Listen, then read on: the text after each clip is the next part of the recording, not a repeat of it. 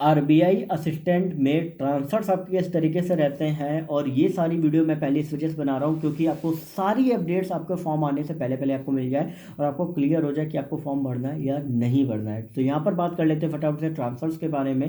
तो यहाँ पर जो आपका ट्रांसफर होता है, जैसा आपको पता है कि एलपीटी या पे लैंग्वेज प्रोफिशिएंसी टेस्ट होता है, तो उसी के हिसाब से आपके जो ट्रांसफर्स होते हैं वो आपके रहते हैं। अब किस तरीके से होते हैं, तो उसके लिए इन्होंने कैटेगरी क्लासीफाई किया है कुछ कैटेगरी में। जैसे आपका जो चार आपका जो अलग अलग आपके जोन्स होते हैं, जैसे आपका ईस्ट वेस्ट नॉर्थ और साउथ होते हैं, उसी हिसाब से इन्होंने क्लासीफाई किया हुआ है। ठीक है, अब क्या क्लासीफाई है, किस किस जोन में आपके क्या क्या चीज़ें आती हैं।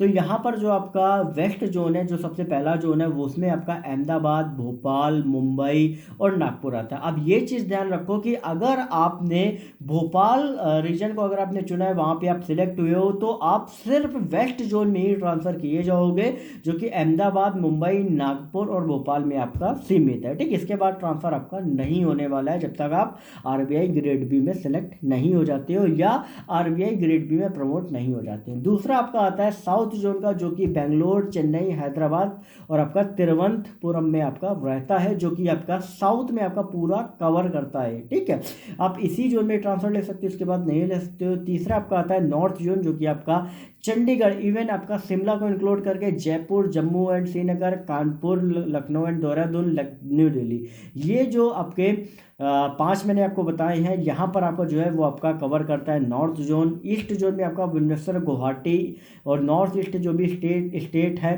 ठीक है, जैसे गैंगटोक हो गया, कोलकाता हो गया, पटना हो गया, ये सारे ईस्ट जोन में आपके कवर होते हैं। तो अगर आपका जो ट्रांसफ़र होता है वो पर्टिकुलर इसी जोन के ही अंदर में आपका रहेगा जब तक आप आरबीआई असिस्टेंट रहते हो।